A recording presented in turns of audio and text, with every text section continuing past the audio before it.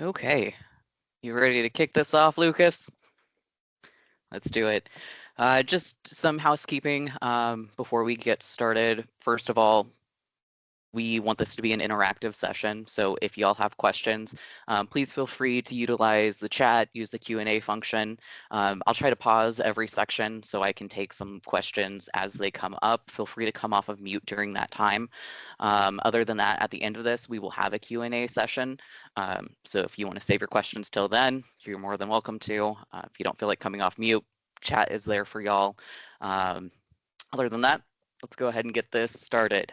Today's session is on getting control of your data. It is built on Microsoft Purview. While it's important to know upfront that this technology comes from Microsoft, the perspective you're going to hear today is from New Harbors. We work with organizations like yours to take these capabilities and turn them into something operational, usable, and aligned to real risk. This is not going to be a feature walkthrough. It's not going to be a sales demo.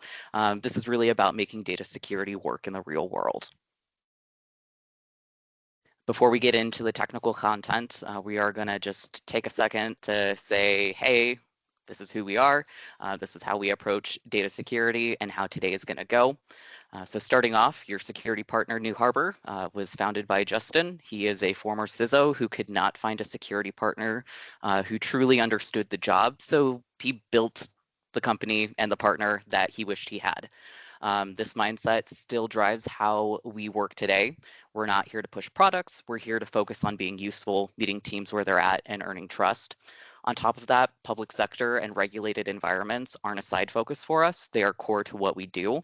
We have more than 11 years where we've partnered with organizations that are responsible for delivering critical public services. If you do want to join us on LinkedIn, I don't know if that QR code is coming through fuzzy for y'all, but if it is, we do have a way to get in touch with us at the end, or you can just go look us up at New Harbor Security. I am Cade Shear Malone. I am a Purview engineer over here at New Harbor. My focus is helping organizations protect sensitive data in a way that doesn't slow people down or make security feel like friction for the business. Before I joined New Harbor, I spent several years at Microsoft working directly with education customers on Purview strategy and architecture. So I've definitely been on both sides of these conversations. The photos on these slides are mine. I spend a lot of time outdoors, which has led to some memorable wildlife encounters. None of them were malicious, and most of them were my fault, except maybe the water snake in my mudroom. Still don't know how he got in, but favorite story to tell. My goal today is to be practical and honest about what works, what doesn't, and how teams actually make data security sustainable in the real world. And at this point, I want to say hi to my good friend Lucas. He leads our Microsoft practice and brings 15 years of experience helping organizations navigate complex cybersecurity and risk challenges. Lucas, you want to say hi real quick?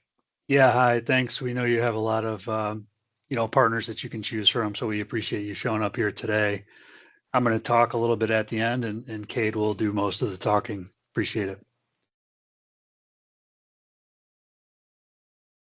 And then this is how we're going to spend our time today. We're going to talk about where organizations tend to get stuck with data security. This is based on what we see repeatedly in real environments, not just theory. From there, we're going to look at Microsoft Purview, see how it can help, and more importantly, how those capabilities are applied in the real world. We'll also walk through data security, a data security tabletop exercise to make this a little more tangible, where we will then close with value, next steps, and time for Q&A. We're intentionally going to spend more time on the why and the how rather than features. This is where that lasting improvement comes from.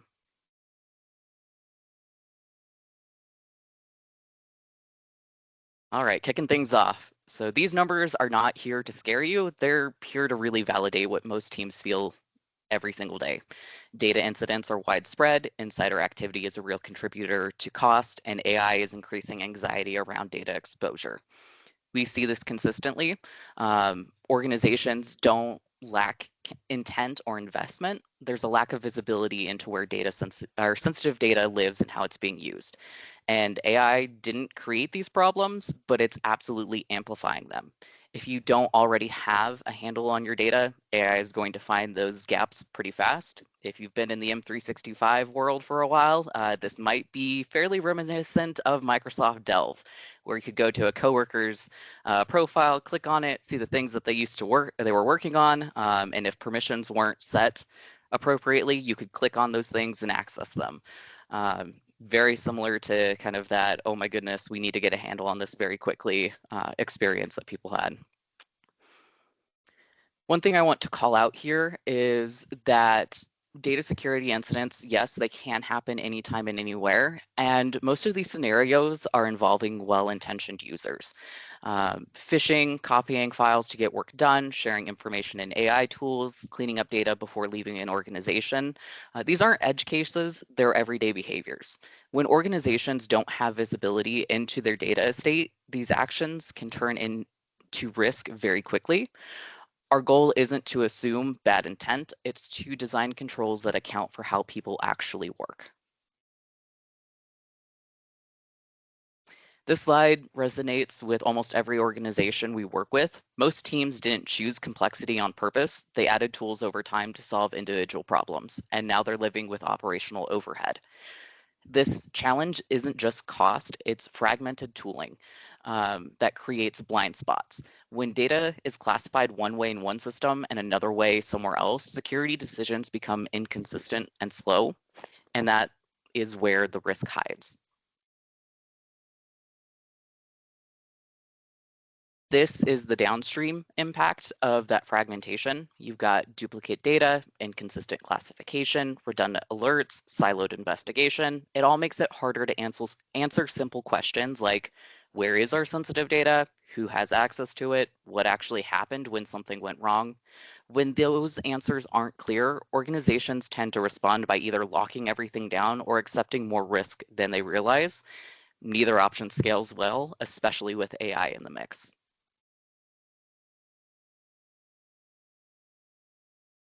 At a high level, effective data security comes down to four things. First, we need to discover sensitive data wherever it lives or travels. You can't protect what you can't see. Second, we need to prevent data loss in ways that make sense for how people work, not just how policies are written. Third, being able to investigate and respond quickly when something does happen, because incidents are inevitable. And finally, we need to balance security with productivity. If controls make it impossible to work, people will find a way around them. If controls make me have to spend an extra 10 seconds on something, I'm going to find a way around it to make my life easier. Everything we'll talk about next ties back to these fundamentals. So this scenario here is built on a real case, but I want to frame how we should think about it before we walk through it, because it does kind of feel like a true crime documentary. This is a very extreme example. Most insider incidents don't look like this, but what makes this story useful isn't the outcome. It's the way that risk accumulated over time without being clearly visible. In this case, Jane had legitimate privileged access in her role. Nothing started with a breach or a compromised account. It started with normal access requests that were approved because they made sense in context. As she began collecting sensitive data, the organization did have controls in place. Endpoint DLP worked in specific moments. She tried to copy data directly to a removable media, and it was blocked. It wasn't an issue around DLP failing completely. It was that the controls were static and channel specific. When one path was blocked, activity simply shifted to another path that wasn't covered in the same way. Over time, multiple signals were generated: file access, uploads to personal cloud storage, repeat handling of sensitive information, etc. But each of those signals was treated as an isolated event instead of a broader pattern. There was no aggregate view of user behavior, no mechanism to identify that this was a repeat offender scenario, and no way to adapt controls as risk increased. By the time the behavior was fully understood, the organization was already in response mode. At this point, the only controls that were helpful here were investigation, preservation, and audit. We didn't get that prevention that we needed.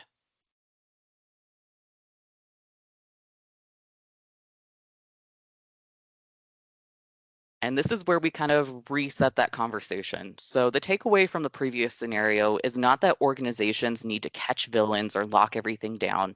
It's that point solutions, when used in isolation, don't give you enough context to manage data risk effectively.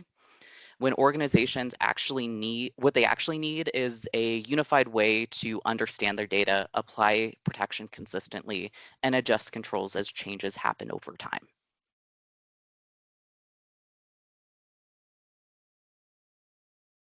Let's get into why that unification matters. Most organizations don't have a single place data lives. Sensitive information exists across Microsoft 365, cloud platforms, databases, on-prem, third-party tooling, AI services. It is all over the place. It's on endpoints. You know, your users are squirreling away data wherever it makes sense for them to store it.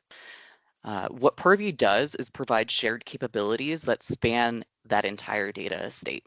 Things like classification, labeling, audit, and visibility are applied consistently regardless of where that data lives or how it's being used. That consistency is critical, especially as organizations adopt AI.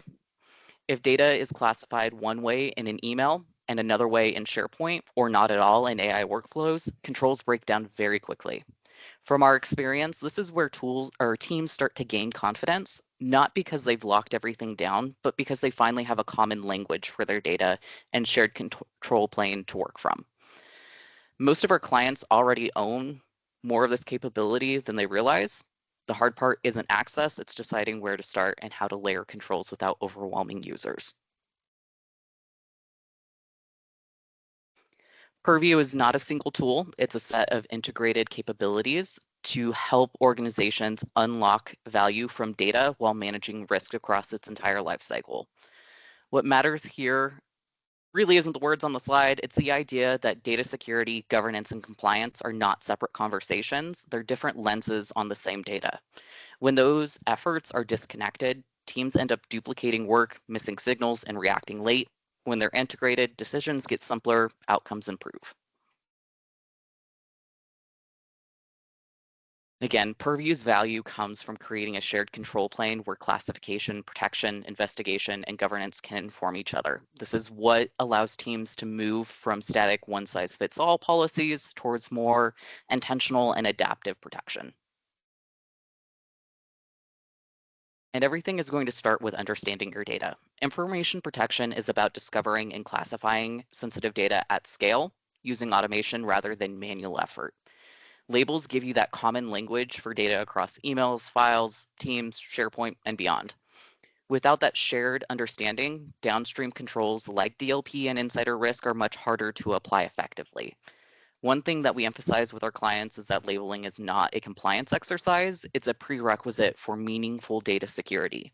If classification is inconsistent or incomplete, everything built on top of it will be too.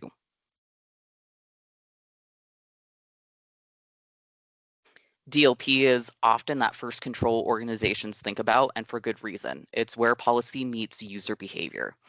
Purview data loss prevention allows organizations to prevent accidental or unauthorized sharing of sensitive data across email, collaboration tools, endpoints, and cloud apps. The key here is balance. Effective DLP doesn't just block activity, it guides users, it provides feedback, and it escalates controls only when necessary.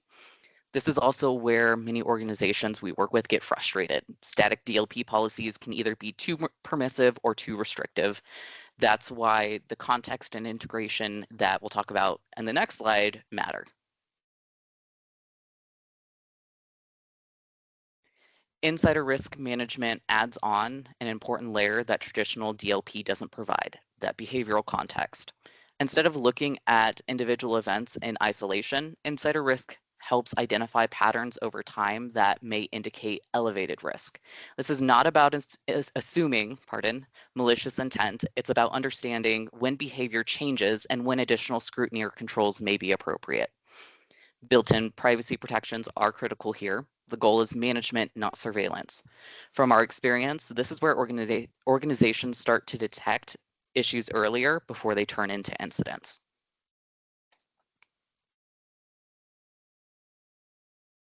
And then this is where we kind of tie all those previous capabilities together.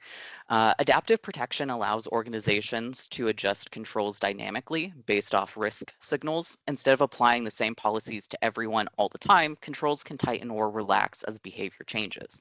If a user is exhibiting elevated risk, they might see a stricter DLP enforcement, additional access controls, or even just preservation of audit data for investigation. While other users, oh, pardon.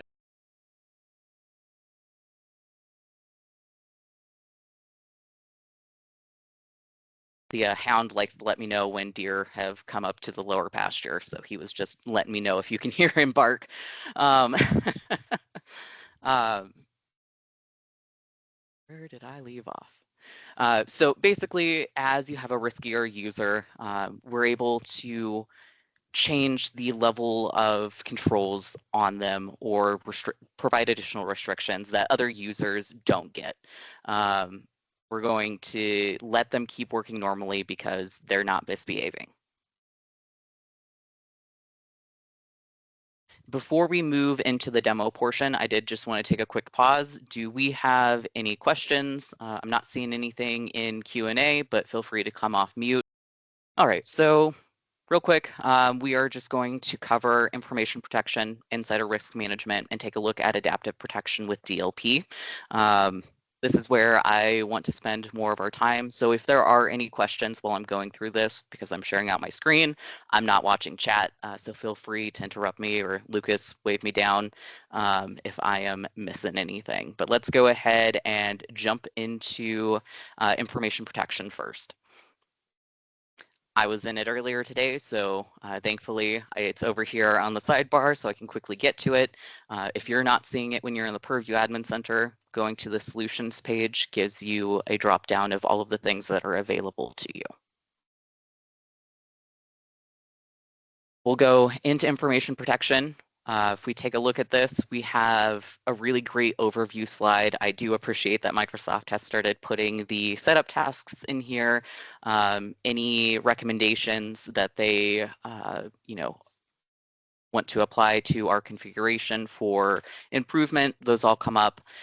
We also get a good overview of where our labels are being applied, what is our protection coverage, and then also the resources to the Microsoft Learn materials to give you those kind of setup guides, official documents, all of that good stuff.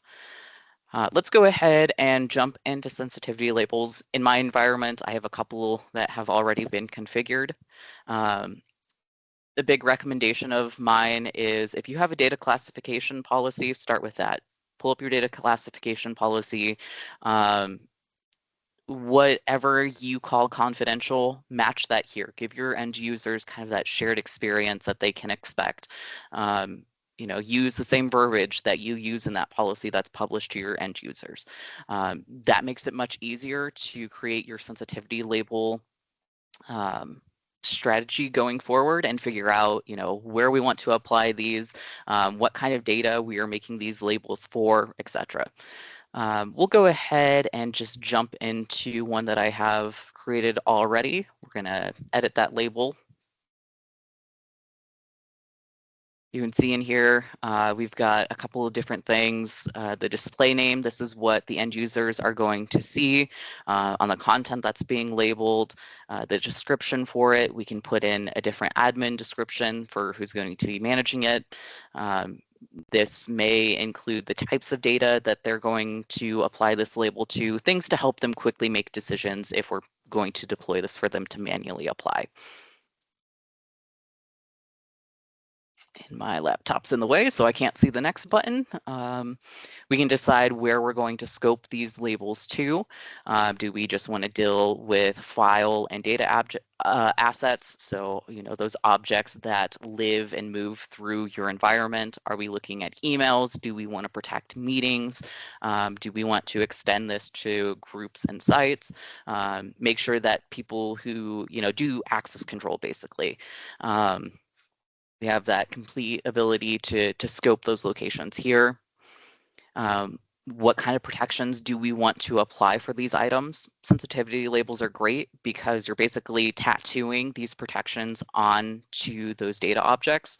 If I have something that is marked as highly confidential, all employees, I might have access control in it that doesn't let it get sent outside the organization. So if they copy it over to a USB because I don't have endpoint DLP deployed yet, and they drop it in a parking lot, somebody picks that up, plugs it in. I really hope they don't, but if they do, they can plug it in. They're going to get prompted to sign in with their New Harbor account. Well, they don't have a New Harbor account unless they happen to be an employee. So that data is nothing to them.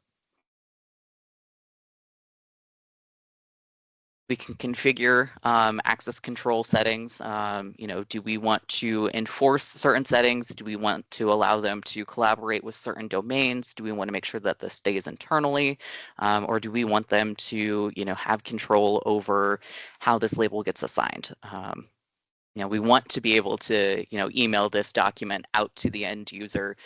So the user who's going to be emailing it gets to say, yes, this person gets editor permissions. Do we want to do custom marking? Do we want watermarks? Do we want to apply a header and a footer? Do we want it to say property of New Harbor? Do we want to say classified as highly confidential? All of that will show up on the emails, on the Word docs, all that great stuff. Are we going to be doing auto labeling? Do we want to detect when there is a credit card number in something and automatically apply this label or recommend that the user applies this? What are our protection settings for groups and sites? Do we want to make sure that people outside the organization can't accidentally get added to this SharePoint site? Do we want to have kind of that additional layer of access control? Do we want this to be a team that could be discoverable in searches? All that great stuff. Again, configuring the privacy of those groups and team sites. Do we want to let people outside this organization join? All of that control.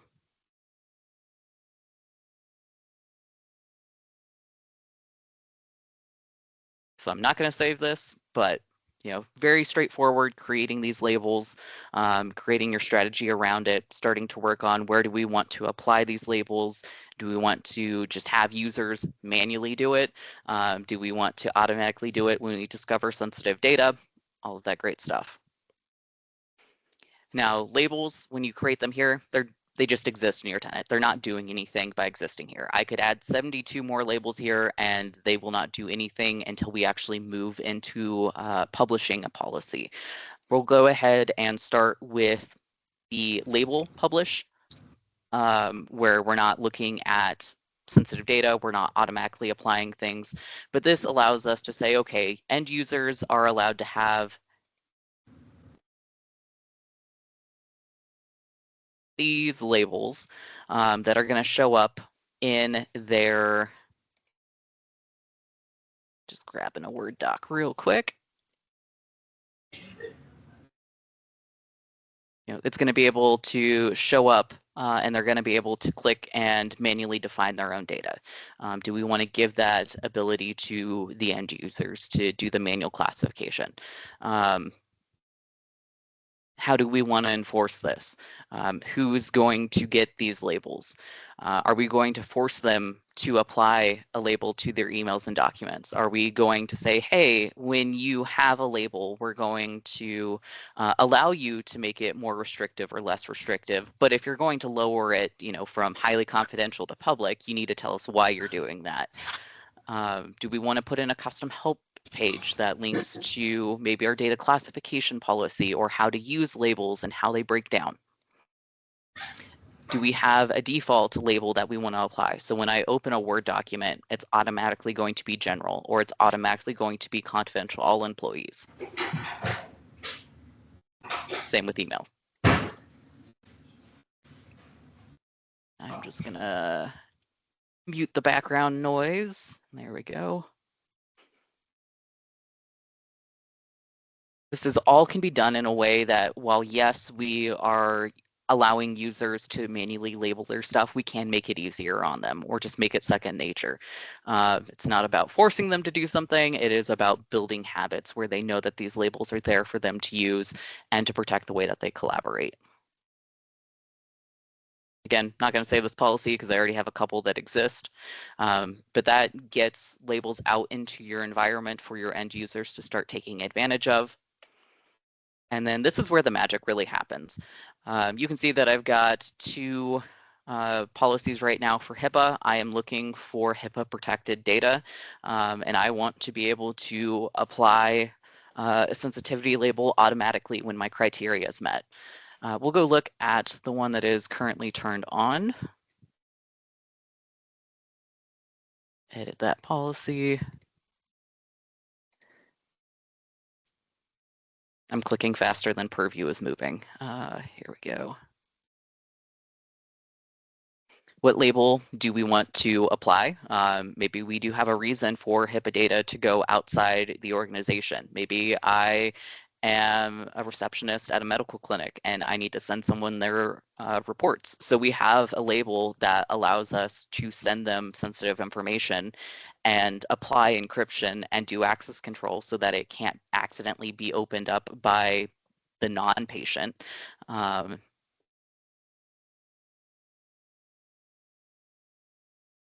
was moving lightning fast today. And then as soon as I get on a webinar, it decides it's going to crawl. But I can scope the locations that I want this to go to, what mailboxes this label will automatically apply in. So maybe we don't want to end up locking down a science or a medical course, but we do want to make sure that the med center half of our organization is getting this auto labeling. So we can get very scoped with the mailboxes that this policy applies to. We can go in and look at the different rules. We can have multiple rules in here. We want to be, pretty darn confident that this is a DEA number. We want to also make sure that there is, a match to medical terms and conditions or ICDs. We want there to be a full name. This is how we work on getting those false positives down. Maybe we're going to layer in some trainable classifiers. This is a medical form, so obviously this is something HIPAA related.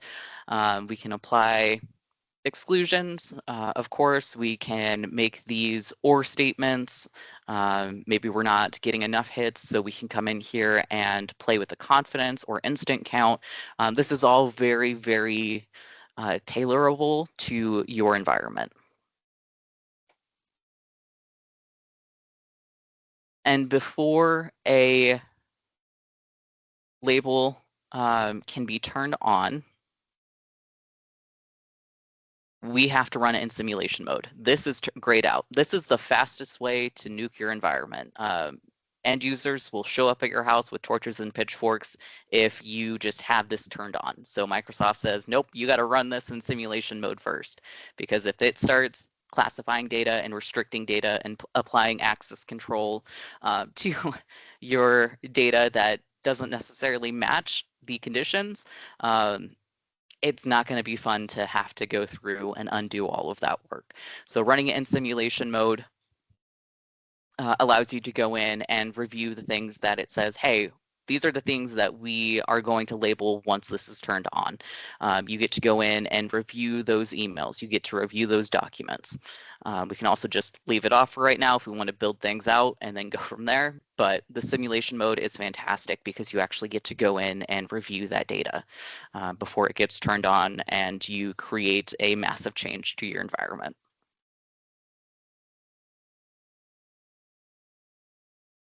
We're going to go ahead and close this out.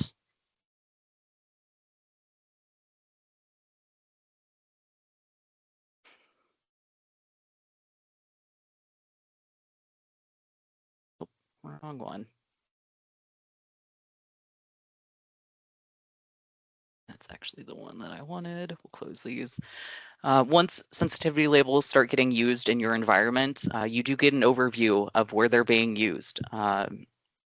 by the sensitivity label. If we want to make sure that people are using the highly confidential, we want to make sure that the protected external collaboration is working as we intend it to. We can go in here and start reviewing each of those labels individually. So we can get a breakdown that there are 150 general labels in this environment, and most of them are in Exchange.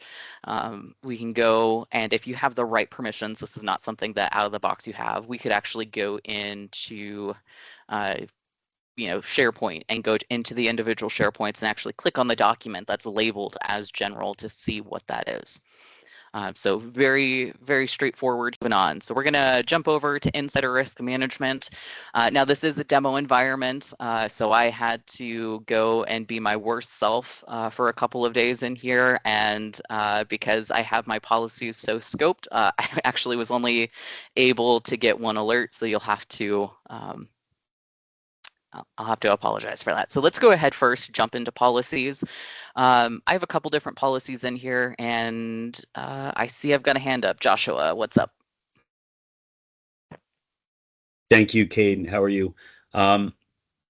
Great job so far. I just wanted to maybe ask you to pause, and I'll ask a question that I hear often from customers, and I'm sure people are thinking about on the call, which is, and backing up to labeling, right? So how do I, probably the question in summary is, how do I get started? Like what is New Harbor's best recommendation in summary of where to start with that process? Because it may, some of it may already be in place, it may want to be refreshed, but what would be your best recommendation for everyone on the call? Yep, great question. My favorite spot to start is with the data classification policy. Most organizations already have one. If you don't, that is going to be your backbone of driving this whole solution. It is a major change, and organizations don't like change very much. So if you have a policy saying, hey, these are our levels of classification, we define highly confidential as this. It covers our FERPA data, our financial aid data, PCI DSS, all of that is highly confidential. You can actually use that to build out the name of your labels, what they're going to do, where they're going to be applied, so you can get that framework laid out. And when you do start to get, if you get any pushback, and it does happen more often than not, you can point to that policy and say, hey, this is what our policy says our data classification is, and we are just implementing the technology to enforce it now. I'm a big fan of starting with manual labeling. Get your end users familiar with it. Get sensitivity labels showing up in their Office apps. Do the change management, the training to show them how they're used, when they would use them. I'm a big fan of enforcing labeling, not necessarily on email, but definitely on documents, so that they get used to, they start building that muscle memory. So when I open a document and I start working on it, I'm going to automatically put it as internal. As it begins to evolve and sensitive information gets put into it, I'm going to bump it up to confidential or highly confidential because I received that training as an end user on how to handle it. That starts building out that classification foundation that is going to make DLP easier to deploy. That's going to make insider risk management have more context, and then start building in that manual labeling. Okay, we're going to start by recommending that users put this label on it because we discovered that you put 72 social security numbers in an Excel spreadsheet. Please don't do that, but it does happen. So we're going to recommend it, or we're going to enforce it. So just start by getting those manual labels out there, get users familiar with it. It does make the rest of a Purview deployment a little bit more palatable because they understand that this is, they're in control. They feel like they're in control because they have those manual labels. Whereas DLP and insider risk management is just this behind the closed door. They don't necessarily understand why this alert is coming up, and it can lead to some more frustration. Hope that answers your question, Joshua. Yes, absolutely. Cool.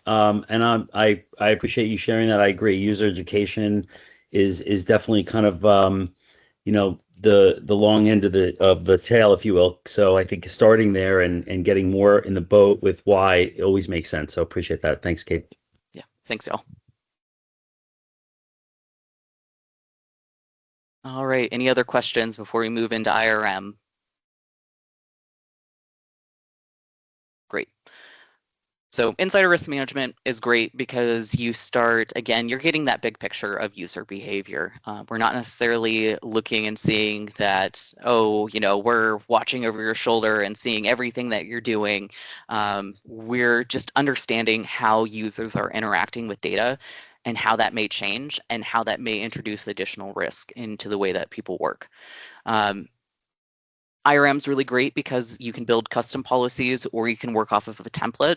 I always highly recommend working with the quick policies.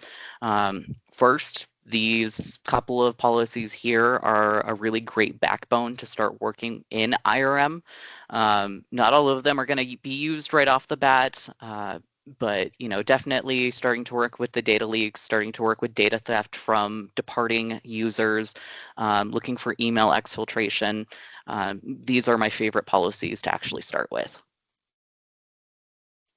I'm not going to go through the creation of a policy because it is going to be very dependent on each organization.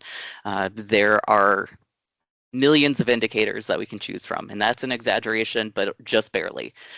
So we can decide what indicators are important to us. We can work with our security teams to say, okay, when you are dealing with an email exfiltration event, what are the things that kind of tip you off? What are, the audit logs that you're pulling? What are the pieces or the alerts that help you understand that, yeah, this is actually email exfiltration? We will just quickly, walk through the policy so you can see how big and expansive they are. When we start with a policy template, there are prerequisites that we need to meet, or there's optional ones that we should meet to help flesh this out a little bit better, reduce those amount of false positives, all that good stuff.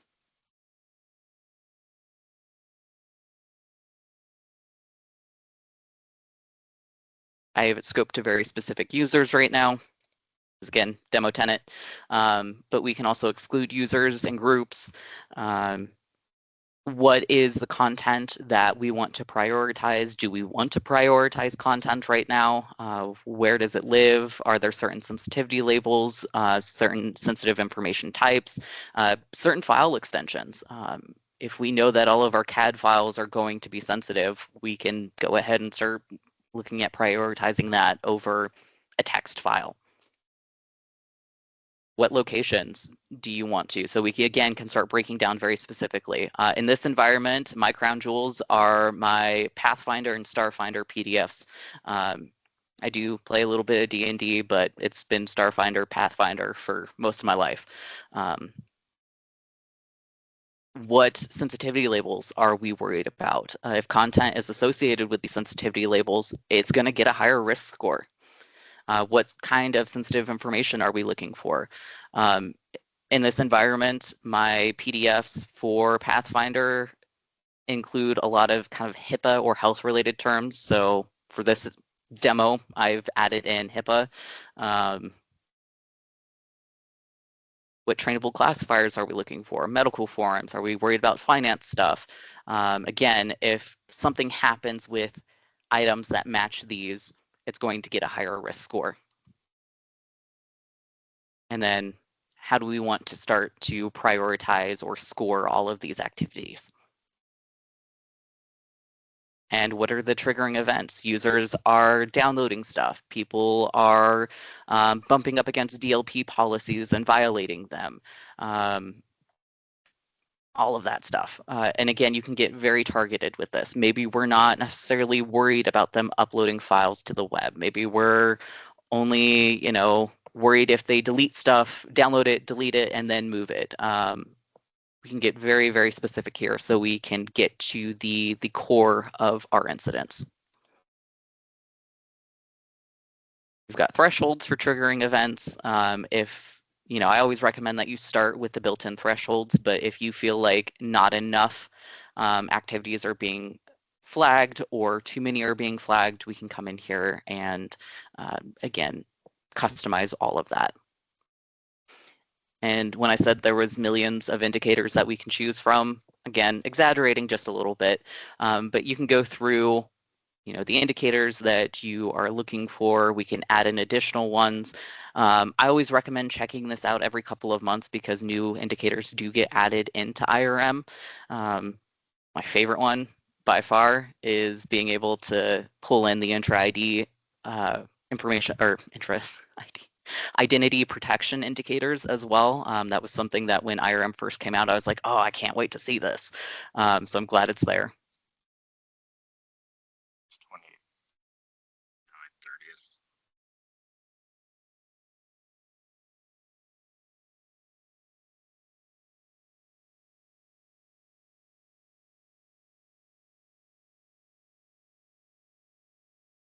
That's the end of the policy. Okay.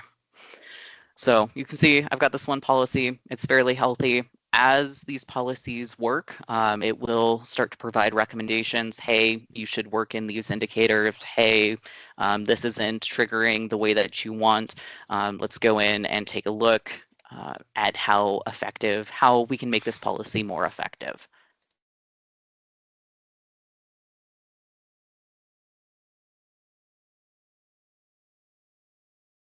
So let's go ahead and jump into my alert.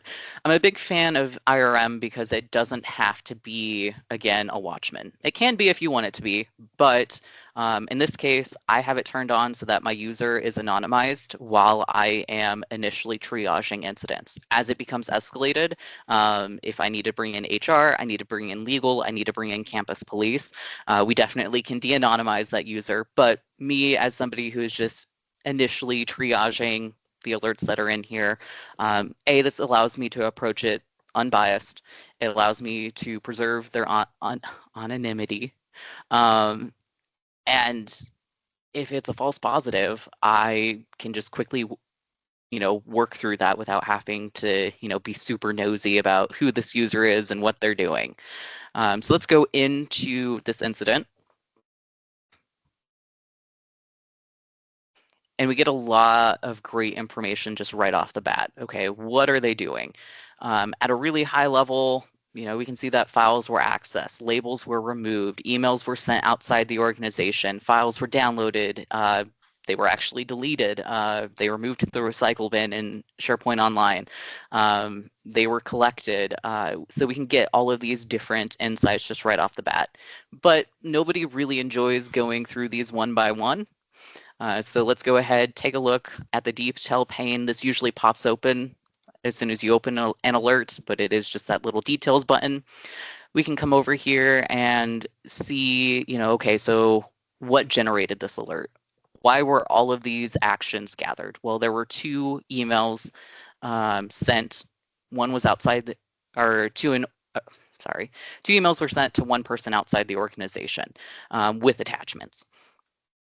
We can go in and look at user alert history. Is this a reoccurring incident for a user?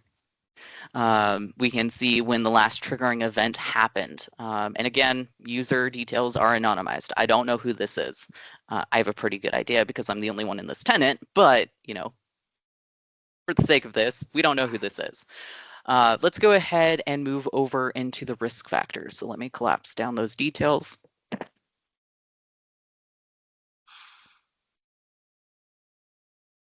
Okay, so again, we can see that we downloaded from an M365 location at SharePoint site.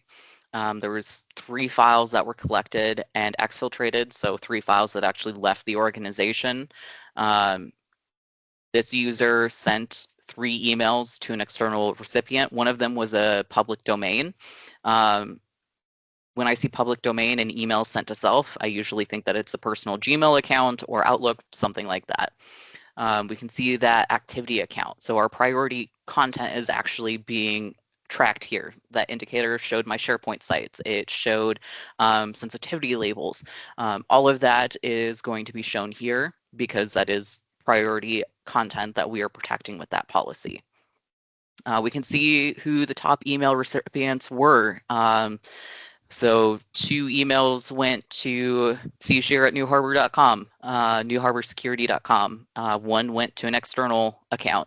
Now you can kind of start to extrapolate from some of the information that, okay, one was sent to self and this is an Outlook account and a public domain. So maybe it might be this person here, but who knows?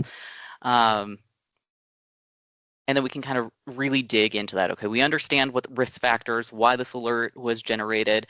I'm not overly concerned based off of the amount of data that was downloaded. Maybe I'm a little concerned because there was a file or a label removed. Maybe I'm a little concerned because there was deletion. But now we can go ahead and go look at that user activity on a scatter plot. So something I'm going to be looking for in here is this typical behavior for this user? Are they going in and deleting data? Are they sending data outside the organization? Are they doing things that might indicate defense evasion or privilege escalation? Are they, going in and telling their coworkers that they better keep their mouth shut and never, tell anyone what they're doing when they got caught? All of this stuff I can take a look at and, really dial into, okay, is this behavior typical or not? We can go into each of these individual little dots in here and say, okay, we have a couple of sequences here. We had emails with attachments sent to free public domains. It was sent, and one sent to self. We have these that were downloaded to an unmanaged device. So somebody went into the SharePoint site, downloaded this to an unmanaged device. All of this great information gives you good spots to start your investigation. And then we can also see the individual risk scores associated with each of these actions. So maybe 5 out of 10 isn't a lot. 5 out of 10 or 100 again isn't a lot, but as this starts to add up, the risk score up here begins to go up, and this could continue to increase. Okay, we've had this one email exfiltration event. Maybe it's not that big a deal in the grand scheme of things, but if this user had been doing this for the last 6 months, this may be a high severity. This may be 100 out of 100 for this user.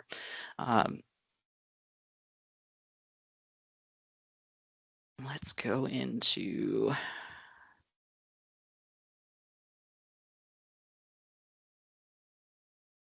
this specific event. So if we do want to come in and start investigating exactly what they're doing, we can come in here and start say, okay, these are the files that they access. These are the files that they moved to a recycle bin. These are the files that they ended up mailing out. And I can, again, start to understand, hey, is this something that I'm truly worried about or not? Knowing that this is my crown jewels, maybe I am a little bit worried about this.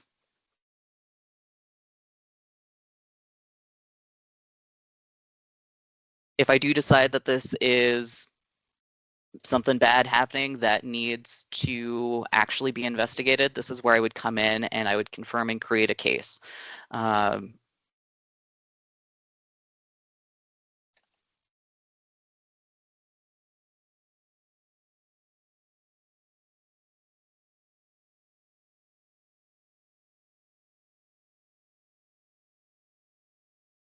And so now it's not just an alert, it's actual confirmed. We can go in and investigate under our cases.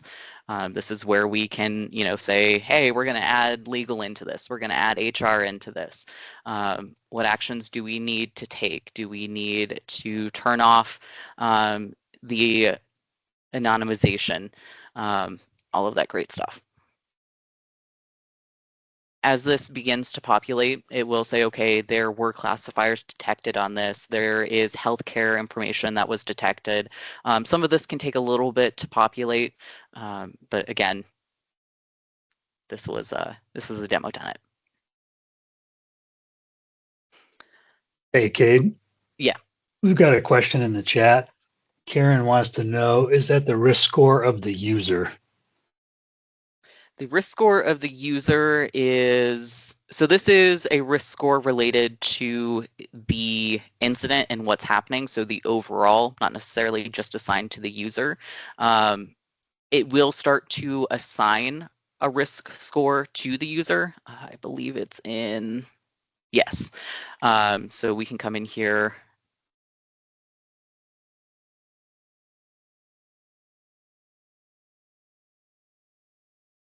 It's not that one.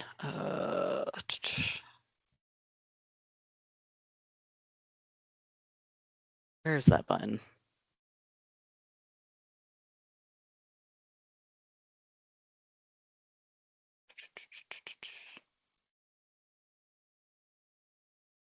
Yeah, so right now this is classified as a low risk user. I can show you in just a second. And thank you, Lucas, for cutting me off. So 25 out of 100 is related. So that is the overall risk of the incident that has happened, of those alerts that have come together. Right now, this user is still classified as a low risk user. If this becomes something that's reoccurring for them, we start having multiple data exfiltration events. They start doing more of the risky indicators that we configured in the policy. That's where we'll start seeing this user risk score severity tick up. But right now, it's set as low. If we want somebody that has a data exfiltration to get bumped up to a higher severity, those are absolutely things that we can control over in the settings for what insider risk severity looks like for the users. Karen, does that answer your question, or would you like me to go a little bit more in depth with that?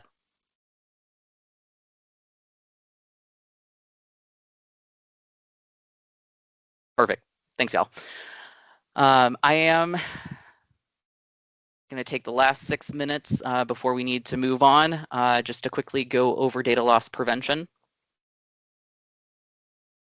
And I'm not going to go too in depth in it. Most of us are familiar with DLP in one way, shape, or form, but I did want to go into adaptive DLP. I'm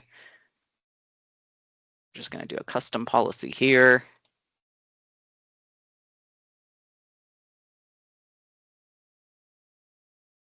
A little note to clean up after myself.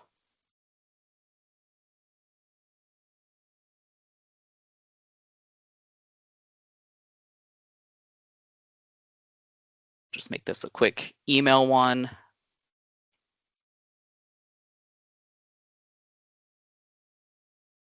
I building this in the right spot?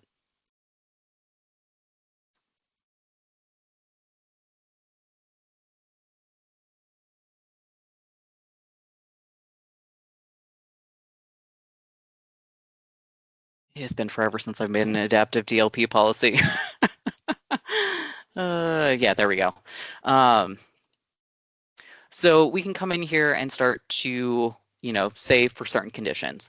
If you are a minor risk user and you have content that contains, let's go, actually, we'll just keep going with the HIPAA. Let's go with trainable classifiers for now. We'll go with healthcare, add.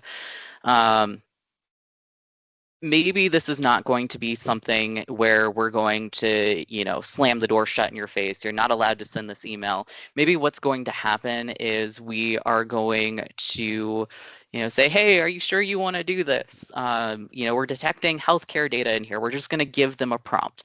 That way the user can be informed that, hey, you're trying to send something outside the organization that does not have, or that is, healthcare related.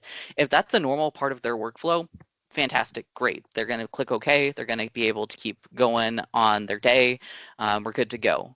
When we get to, somebody who is maybe elevated risk or moderate, that's where we're going to say, okay, you're sending something that is sent outside the organization, and you forgot to put a,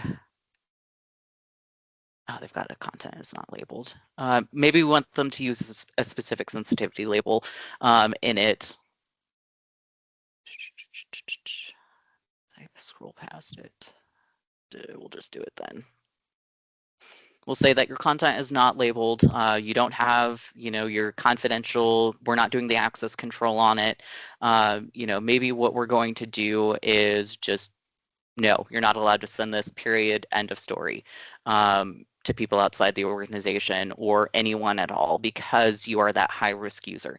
Effectively meaning that, anytime that I try to send healthcare data outside the org as a high risk user, and it's not labeled, I am going to get a stop sign. And the only thing that I'm going to be able to do at this point is reach out to IT and say, hey, why can't I send this email? And they're going to say, well, you've been doing a lot of really bad stuff. We're going to come over, smack your hand, and then we'll move forward.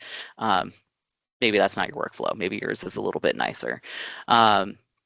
But this allows us to get these very specific policies where we can allow the low risk users to continue working, where maybe we prompt them. Maybe we say, hey, we're going to recommend that you put this sensitivity label on it.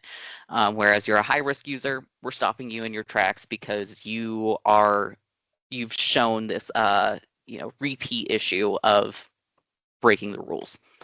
So whether we need to have sit down and have a conversation about ways to handle sensitive data or how to work, or maybe this needs to be escalated to your manager. Sometimes this is just end user education, but sometimes it is malicious and it needs to be stopped.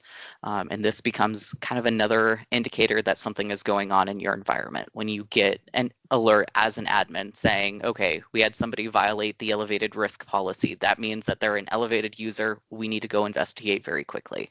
That helps you prioritize as somebody who may be wearing multiple hats. We've got a minute till 2, so I'm going to go ahead and stop here. Any questions about adaptive DLP? Again, we're still going to have time for some Q&A at the end. Okay, Lucas, are we able to see? I think we've got the first slide. Okay, perfect.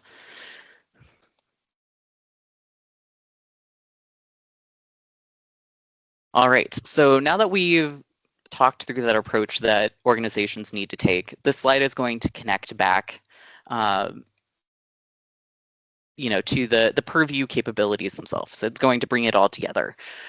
So with information protection, data loss prevention, insider risk management, treating them as integrated sets of solution is going to help you have a very well-rounded and scalable approach to data security. Each one of these addresses a different part of the data risk problem, but they're designed to work together. So information protection is going to help you classify and discover and classify sensitive data so you understand what you're actually trying to protect. I don't know what I need to build a policy for to protect if I don't know what data I have. Data loss prevention applies policies at the moment data is used or shared, helping prevent unauthorized or accidental exposure. Insider risk management adds that behavioral context so you can understand patterns over time instead of reacting to individual events in isolation. The real value shows up when these capabilities share those signals. So we have the classification from from information protection that informs DLP. So we can say, hey, this thing is labeled as highly confidential, so we need to make sure that our data loss prevention policy is treating it as highly confidential. Insights from insider risk help identify when risk is increasing instead of treating every action the same way. And then when we have insider risk and DLP used together, organizations can enable that adaptive protection we saw in DLP. That gives us, allows us to provide that enforcement based off a user risk level instead of it being static. Instead of saying, none of you can do this, we say only the people who are misbehaving can't do this. Using these capabilities together creates that defense in depth approach to data security, where visibility, protection, and response are connected rather than siloed.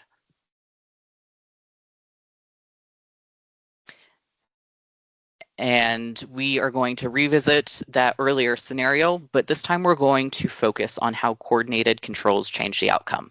In this case, the first signal was large-scale collection of sensitive intellectual property across multiple systems. With information protection, organizations can use built-in trainable classifiers to identify that type of information early, and then apply consistent labeling and enforce protections like encryption and restrictions. This creates that visibility before data ever starts moving. When Jane attempted to exfiltrate that data, endpoint DLP correctly blocked a very specific action, which was copying files to removable media. However, on its own, DLP treated these actions as individual events rather than a broader pattern.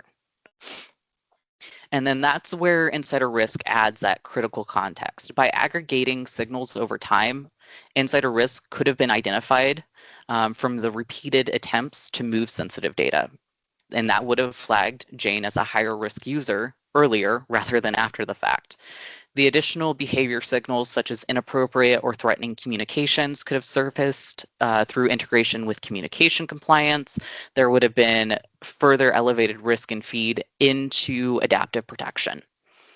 And then once again, that user risk is elevated, adaptive protection allows enforcement to change dynamically. That can include stricter DLP policies, limiting access to sensitive applications through intra-credential access, automatically preserving data through integration with data lifecycle management. The key difference here is not that one control stops everything. It's that all of these signals are connected so that risk is understood earlier and enforcement adapts based off a context instead of relying on static policies. From an investigation standpoint, audit, e-discovery, insider risk workflows, those all ensure activity is traceable and evidence is preserved, allowing security teams to respond faster and reduce impact. The takeaway is that when organizations use an integrated data security platform, they move from reacting to isolated events to managing risk holistically, strengthening their overall posture without relying on blanket protections.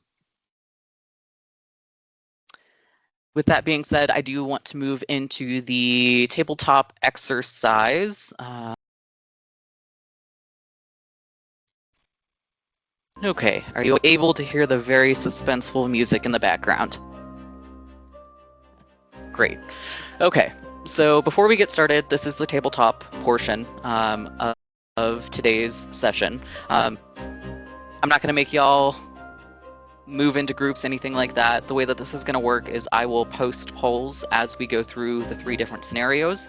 But think about this from your standpoint. Are you a business leader? Are you a technical lead? Are you a little bit of both? How would you answer these scenarios based off of the context of your work?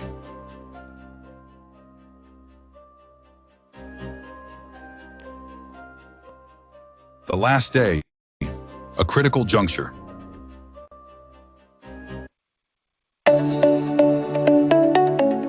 Fabricum is known for developing cutting-edge modular housing systems tailored to customer needs.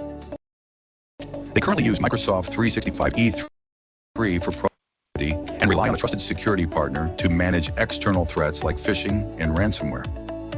Internally, Fabricum has implemented security controls using features included in their Microsoft 365 E3 suite of tools, reactively only as issues arise. Unfortunately, they lack the resources to dedicate full-time staff to manage the increasingly important demands of proper data security and compliance. It's Monday morning. The Fabricum Home team is preparing for a major product launch that's been privately under development for months. Suddenly, they get an urgent email from the CEO asking how their competitor could have known. In a press release, Contoso reveals a next-gen prefab housing system available to order online today, delivered ready to assemble in just 2 weeks. This is nearly identical to Fabricum's unreleased prototype. The specifications, the delivery approach, even the wording in the product walkthrough. It all feels strangely familiar. It closely resembles the prototype the Fabricum Home team had been tirelessly developing and was preparing to launch. How could this have happened? Part 1. Jordan, a senior architect, has unexpectedly submitted their resignation with their final day set for next Friday. In recent weeks, they've been working late hours, missing meetings, and showing signs of disengagement, behavior that has raised concerns they may be linked to the leak. What's your move?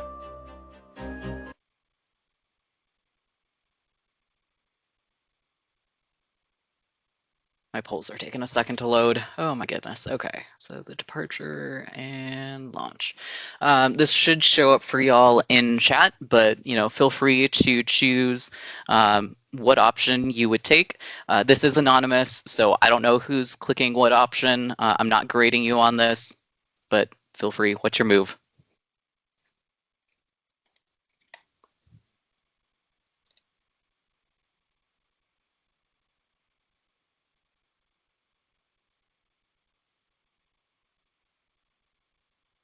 All right, 5, 4, 3, 2, 1.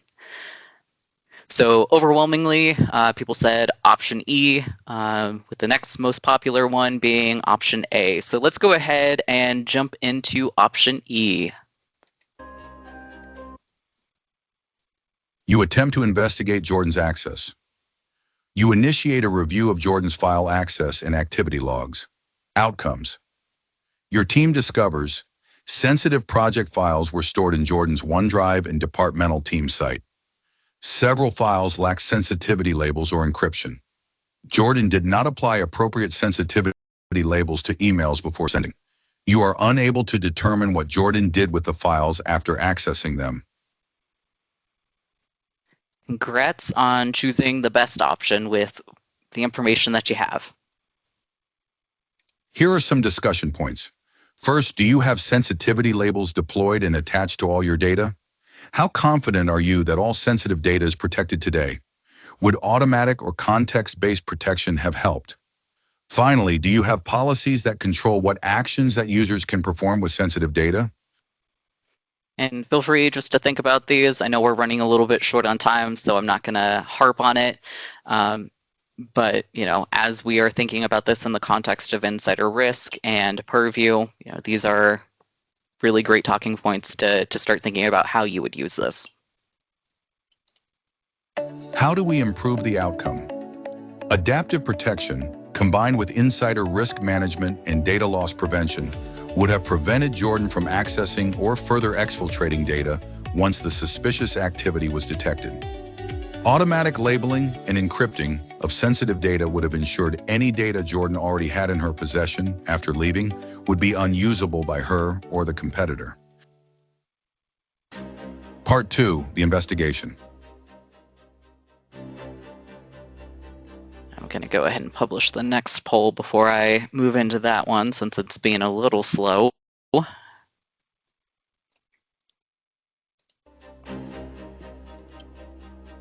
One of Jordan's colleagues reports that she overheard Jordan say she already exported her email and copied files to her personal cloud storage. How will you investigate this incident? And poll should be live in the chat again.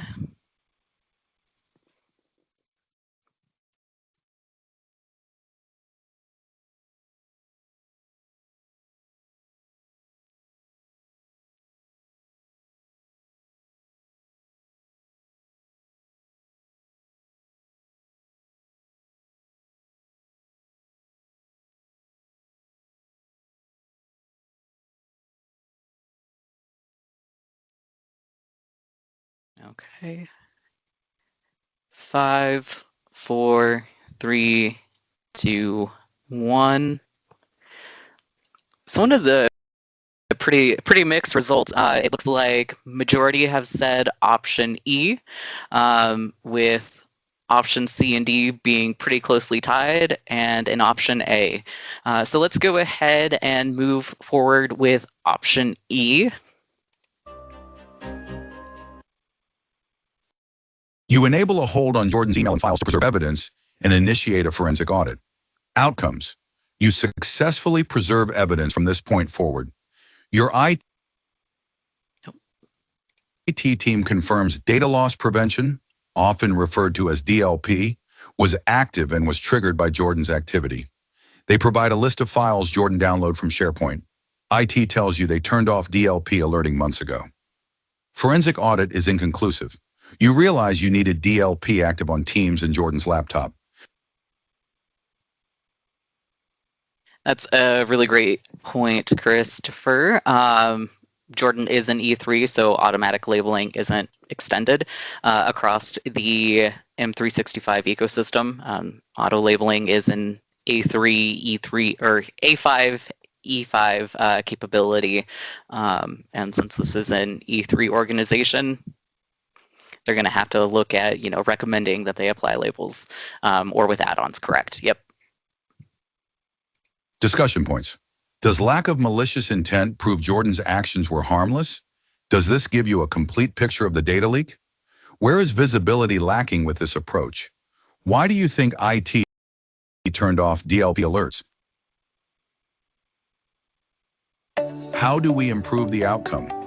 Auto labeling and Microsoft Purview information protection could have classified and emails that contained highly sensitive information and prevented external parties from accessing the content. Data loss prevention on the endpoint could have prevented Jordan from uploading files to personal cloud storage or copying them to a USB key. Insider risk management would show a pattern of behavior that could readily be identified as malicious.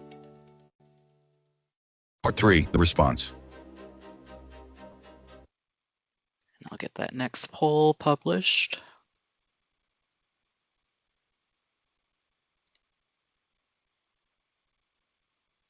And this is our final scenario.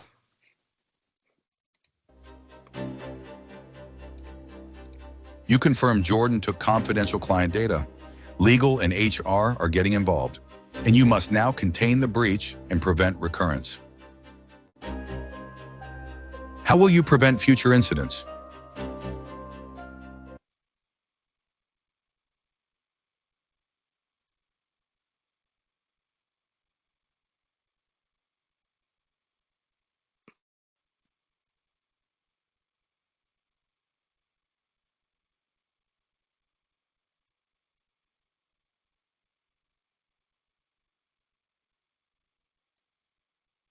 All right, we got some responses coming in.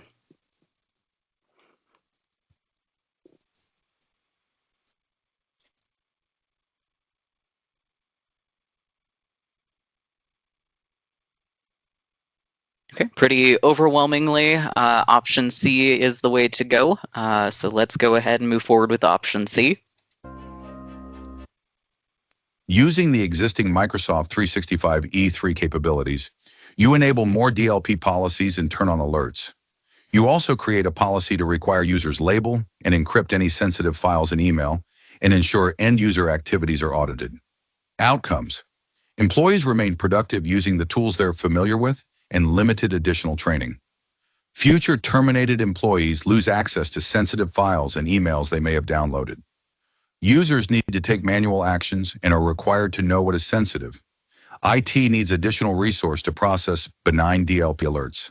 This is only somewhat effective for intentional misconduct. Discussion points. What additional capabilities are needed to address intentional misconduct? What types of activities can DLP miss? Is it still possible for a user such as Jordan to remove the protection if she's intent on taking the data? Part 4, a unified approach. Let's recap the ideal security flow with Microsoft 365 E5 compliance in place. With automatic labeling, sensitive company information is classified and encrypted the moment it's created. No manual steps required. Data loss prevention on endpoints ensures that protected files stay secure. That means no copying to USB drives, no unauthorized printing, and no uploading to third-party sharing sites, even within teams. Insider risk management works behind the scenes to detect risky behavior. It doesn't just raise alerts. It automatically identifies risky behavior and provides a connected timeline of user activity for deeper investigation. And the standout feature? Adaptive protection. It dynamically responds, adjusting user access based on the current risk they pose to the organization, but only works at its full potential when powered by signals across Microsoft Purview. Microsoft Purview is uniquely positioned to help as it's already integrated into the Microsoft 365 productivity tools your organization uses. Exchange, SharePoint, OneDrive, Teams, and Copilot, both in the cloud and on your devices. It's not just about protection, it's about staying one step ahead. Okay, and I think we are ready for Lucas. Is that correct? Yeah, I'm ready. Cool. Yep, and thanks everybody, and thanks Cade. We're lucky to have him. Like my bio slide said, I'm former Microsoft and worked for a handful of other well-known security companies. And one of the things I always preached was security takes people, process, and tech.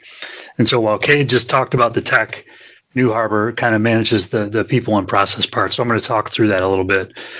And so from a New Harbor perspective, we're not just a services player. We want to be a partner to you. And that means we want to help you build your policies, help you tag your data in the way that we want to have consistency as we work with you. We want a long-term relationship.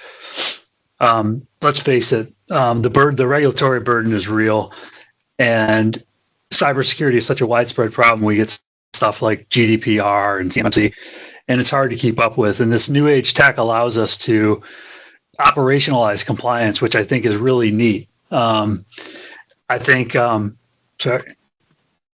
ability to help with dynamic policies that adjust based on context, like user risk score and device health, gives us the ability to help customers anticipate and adapt versus detect and respond, which we've lived in for a long time. You want to go to the next slide, Kate?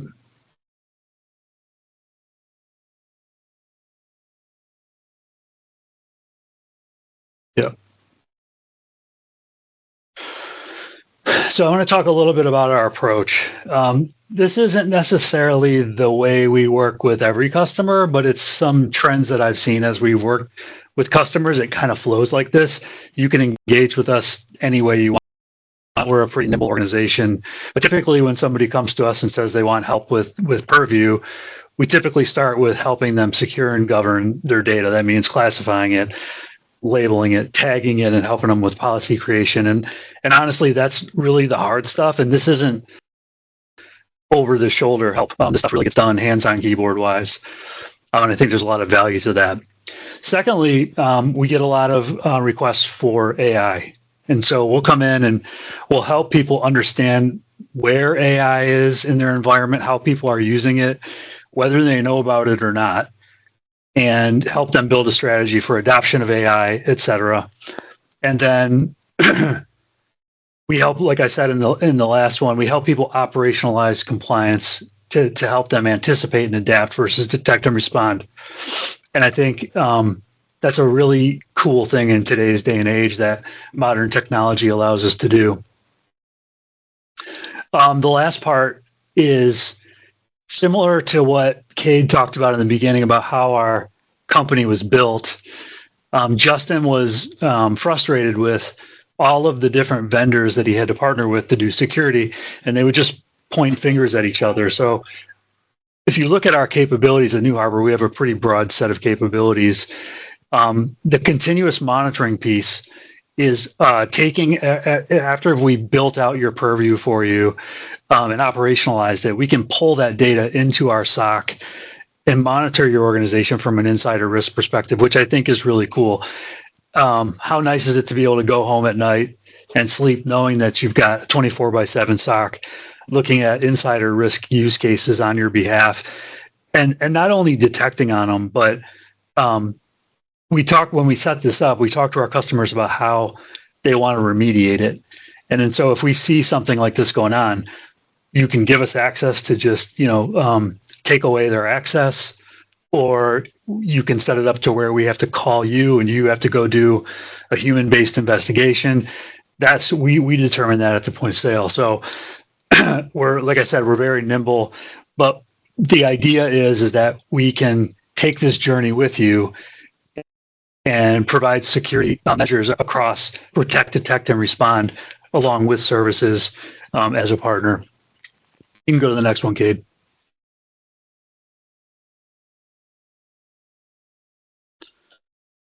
So why is this all important? I was doing some research on the trends, and there's some studies that suggest that 76% of organizations detected insider risk activity in their organization, and that's nearly a 30% jump between 2023 and 2024. So this is a trend, and this is why I like our Purview business and the managed services we put around it. The severity of it and the cost. 17.4 million was the average annual cost of folks that were hit by insider threat, and just the complexity of it. This is actually new for us. We most MSSPs and MDR and MXDR providers have been looking at endpoints for a long time, correlating signal across identities. But this type of data and correlating it gets really complex. and Purview allows us to do that. So we find that a lot of folks internally, these are two different groups of people, compliance people and analysts who sit in the SOC and detect. So by being able to kind of combine that in our shop is, I think, a really unique differentiator for us. Cade, then you can go to the next one, please. And finally, I just wanted to talk a little bit about how we kind of package our service offerings. Again, this isn't the only way you can work with us. These are just some offerings that we've kind of standardized. We do a lot of PS work and what we call non-standard work as well. We're very creative as a company. And so we would like to hear from you if you want us to work with you in some other way that doesn't fit one of these categories. But the first way we typically work with customers is through our Purview Quick Start, and that's a scoped, fixed price engagement that where we come in and help you tag and label and classify your data and help you create policies, et cetera, essentially deploying, tuning, and configuring Purview. The second piece we get called on a lot is for AI readiness. Oh, we want to turn on Copilot. We want to turn on OpenAI in our environment, but we're scared about the security implications. Come in and help us think about the security, protocols and measures we need to put in place for that. So we do that a lot, and we use Purview to almost like assess and show folks where AI is being used and what's being exposed. And then we build a list of prioritized recommendations that the customer can either go, fix themselves or do, or they can engage with us to do that. The third piece is just very specific regulation project. So like if you have a particular audit coming up or a particular project around NIST or CGIST or HIPAA or FERPA, and you want our help with a very specific compliance requirement, we can come in and help you with that. And then the last piece is the managed piece that I talked about. We can monitor your organization from an insider risk perspective. If we've helped you build those policies, we know exactly what's going to trigger an insider risk in our SOC. And then, like I said, we can, depending on the access you give us, we can take that user's access away so they can't continue doing whatever they're doing. Or we call you to investigate it, so on and so forth. We've toyed with other types of engagements and ways to remediate, but again, like I said, we're super flexible and open to having conversations with customers about how to set these things up. And so that's really it from my perspective. I'm hoping we only have 1 minute left. If there are any questions, we would love to have a Q&A. Great, and thanks y'all for your time here today. I do want to leave you with a few takeaways before we jump into Q&A. I will definitely hang out a little bit longer if anyone has any questions. But first of all, if you can fill out the survey, put the link in chat just to let us know how this worked for you. If there was anything that we could do to make it more meaningful, if there were pieces or components that you're like, cut that out for your next one, please and thank you. We want all that feedback. But the takeaways from today is that you don't need to do everything all at once. It's a journey. Start with visibility, understand what data you have where, and then start working towards intentional protection, and then build into that continuous improvement. The organizations that we work with that are the most successful are the ones that treat data security as an ongoing program, not just a checkbox exercise. And our role really is to help you move from awareness to control at a pace that makes sense for your environment. I'm not going to push you and your end users any faster than the appetite is to start working towards data security.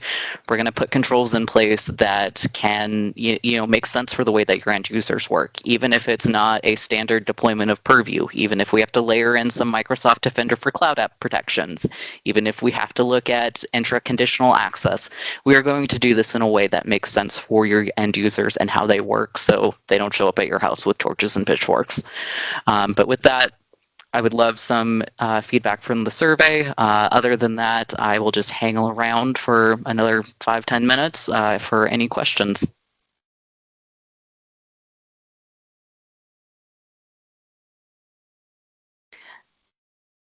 And then here is our contact information. If you're not ready to start this journey, but you want to keep us in your back pocket, feel free to take a screenshot of this slide. We're looking forward to working with y'all.